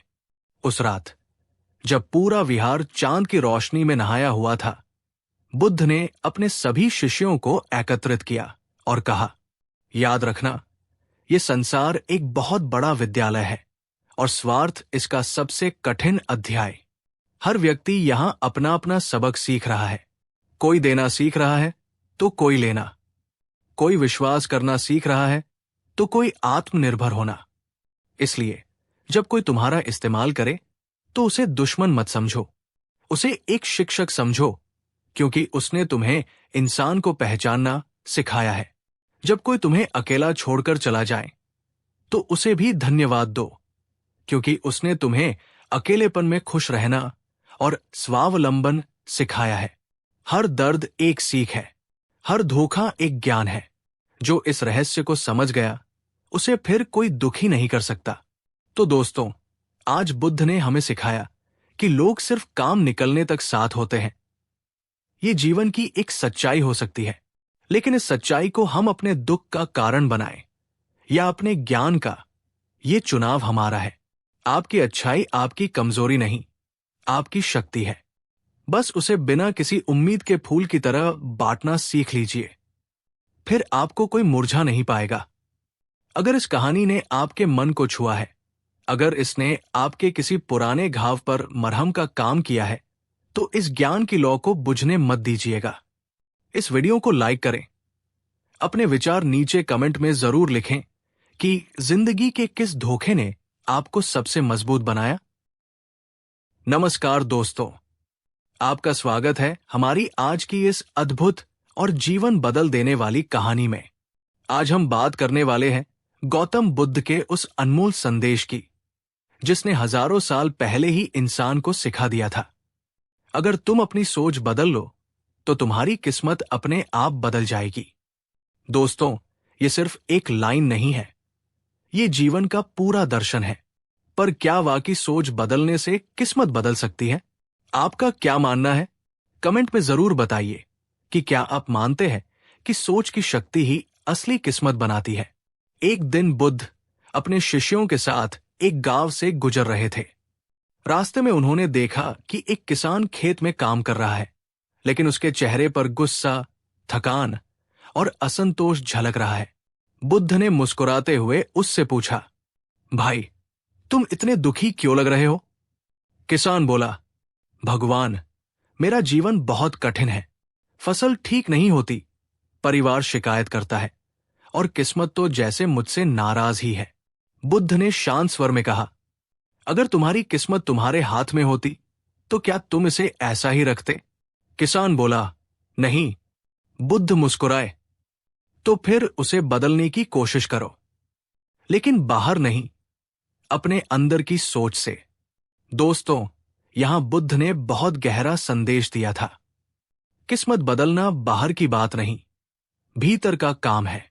बुद्ध कहा करते थे, मन ही सब कुछ है, जो तुम सोचते हो वही बन जाते हो। अब सोचिए, अगर हम हर दिन यही सोचे कि मैं कमजोर हूं, मेरे पास कुछ नहीं है, मेरी किस्मत खराब है, तो क्या हम कभी आगे बढ़ सकते हैं? बिल्कुल नहीं, क्योंकि धीरे धीरे वो सोच ही हमारी सच्चाई बन जाती है। आप खुद से पूछिए, क्या आपने कभी ऐसा समय देखा है जब आपने सकारात्मक सोचा और चीजें अपने आप सही होने लगी? कमेंट में बताइए। ऐसी कितनी बार आपकी सिर्फ सोच ने आपकी स्थिति बदल दी। एक बार एक व्यापारी बुद्ध के पास आया। उसने कहा, भगवान, मैं सब कुछ खो चुका हूं। व्यापार डूब गया, रिश्तेदार साथ छोड़ गए, मैं बदकिस्मत हूं। बुद्ध ने मुस्कुराते हुए उसे पानी का एक गिलास दिया और कहा, इसमें एक मुट्ठी नमक डालो। व्यापारी ने वैसा ही किया। बुद्ध बोले, अब इसे पियो। व्यापारी ने पानी पिया और बोला, बहुत खारा है। बुद्ध ने कहा, अब चलो मेरे साथ। वे दोनों पास के एक झील के किनारे पहुंचे। बुद्ध ने कहा, अब वही नमक इस झील में डालो। व्यापारी ने नमक डाल दिया। बुद्ध बोले, अब झील का पानी पियो। व्यापारी ने पिया और बोला, ये तो मीठा है। बुद्ध बोले, देखो, नमक वही है, पर गिलास छोटा था, इसलिए वो खारा लग रहा था। जब मन छोटा होता है, दुख बड़ा लगता है। जब सोच बड़ी होती है, तो वही दुख महत्वहीन हो जाता है। दोस्तों, सोच बड़ी हो तो किस्मत अपने आप बड़ी हो जाती है। अगर आपकी सोच संकीर्ण है, तो दुनिया भी छोटी लगती है। पर जब सोच विस्तार पाती है, तब हर मुश्किल एक सीख बन जाती है। बुद्ध हमेशा कहते थे, जहां मन जाएगा, वहां जीवन भी जाएगा। अगर मन नकारात्मक सोच में फंसा है, तो जीवन की राह भी वैसी ही बन जाती है। और अगर मन शांत, स्पष्ट और सकारात्मक है, तो वही ऊर्जा हमें ऊपर उठाती है।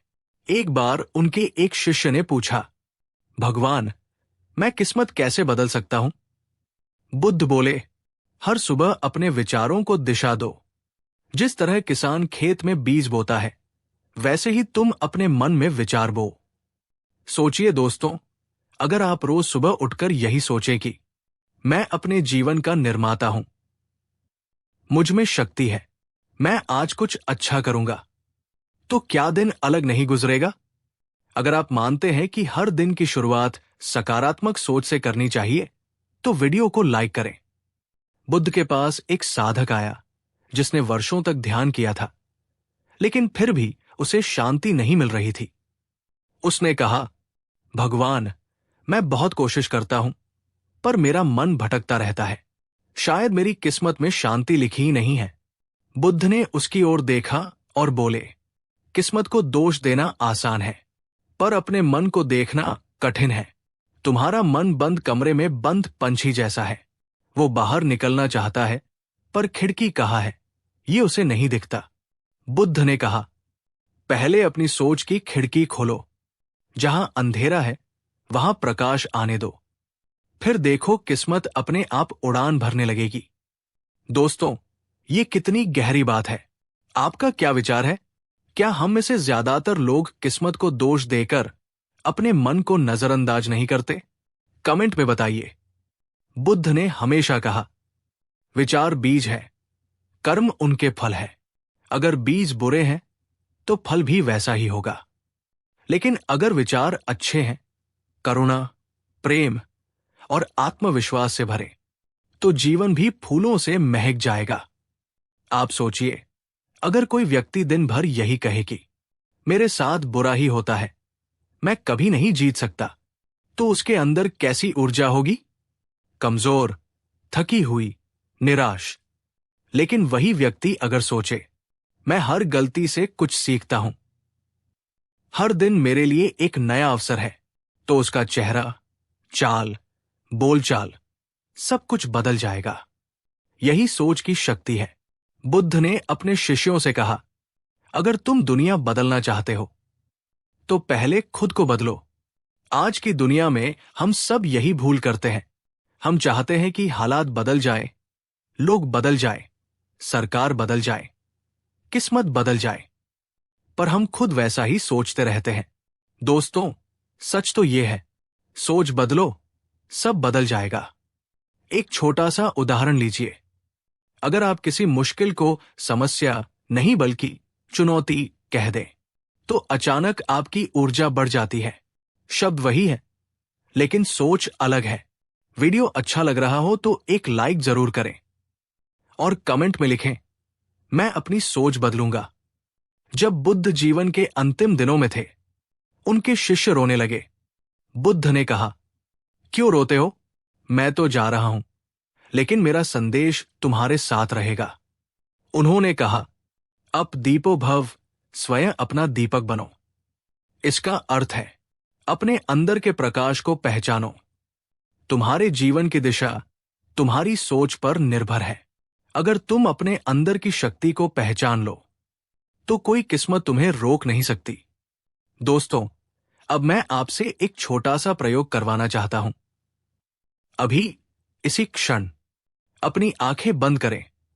अगर आप गाड़ी चला रहे हैं तो मत करें। गहरी सांस लें और मन ही मन कहें, मैं अपने जीवन का निर्माता हूं। मैं सकारात्मक ऊर्जा से भरा हूं। मेरे विचार मेरी किस्मत बनाते हैं। बस इतना ही दोहराइए हर सुबह। देखिए, कुछ ही हफ्तों में आपका मन, आपका आत्मविश्वास और आपकी किस्मत सब बदलने लगेगा। अगर आप इस प्रयोग को करने वाले हैं तो कमेंट में लिखिए, मैं अपनी सोच बदल रहा हूं। गौतम बुद्ध का यह संदेश आज भी उतना ही सच्चा है। हम वही बनते हैं जो हम सोचते हैं। आपका जीवन आपकी सोच का प्रतिबिंब है। अगर सोच छोटी है तो जीवन भी सीमित रहेगा। अगर सोच ऊंची है तो कोई भी शिखर दूर नहीं। तो दोस्तों, आज से ही तय कीजिए, आप अपनी सोच बदलेंगे। हर नकारात्मक विचार को सकारात्मक से बदलेंगे। हर हार को एक सीख में बदलेंगे। हर दुख को एक अवसर में बदलेंगे। और याद रखिए, जब सोच बदलती है तो किस्मत अपने आप झुक जाती है। अगर आपको बुद्ध का यह संदेश अच्छा लगा हो तो वीडियो को लाइक करें, अपने दोस्तों और परिवार के साथ शेयर करें और कमेंट में लिखें, मेरी सोच मेरी किस्मत है, क्योंकि आप वही बनेंगे जो आप सोचेंगे। धन्यवाद।